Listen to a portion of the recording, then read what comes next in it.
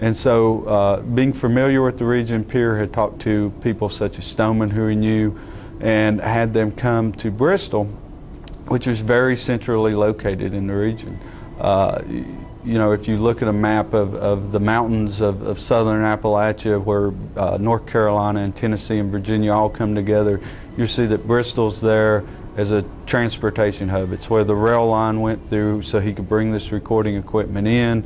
If you go downtown, where to go in downtown Bristol in the 1920s, you'd see that right across the street from the rail station was an empty warehouse where he could set up the recording materials.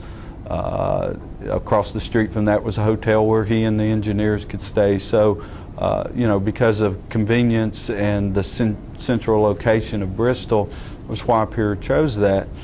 And he came, he had Stoneman, of course, and some of Stoneman's relatives and other accomplices come the first couple of days to Bristol.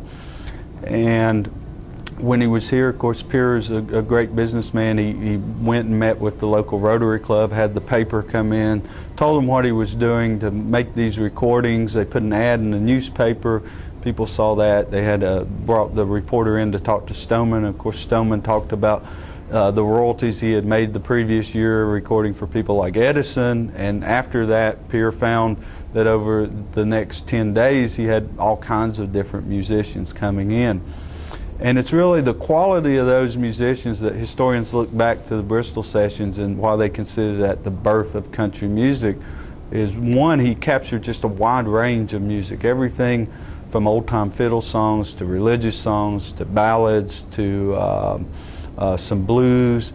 Just really caught a good cross-section of Southern music in the 1920s. So kind of from a preservation angle, that is a great way when you look back at those recording sessions to see what was going on and what was people were playing.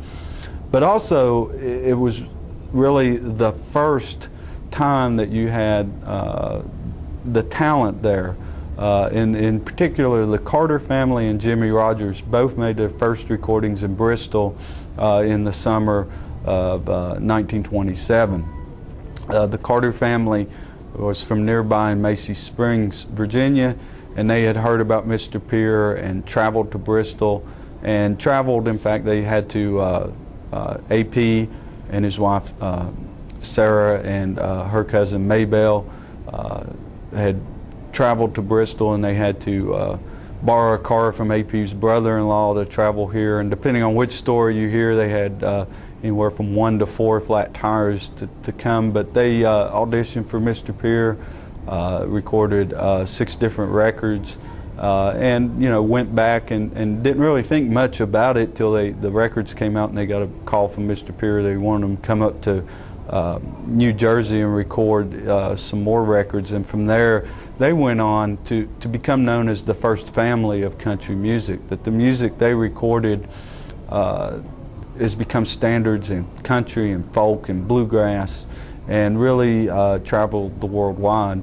And their legacy continued on much past those 27 sessions. They played in the 40s on radio in Mexico, which had a huge audience all across the country, broadcasting there, as well as Maybelle and her daughters continuing to play in the Grand Ole Opry.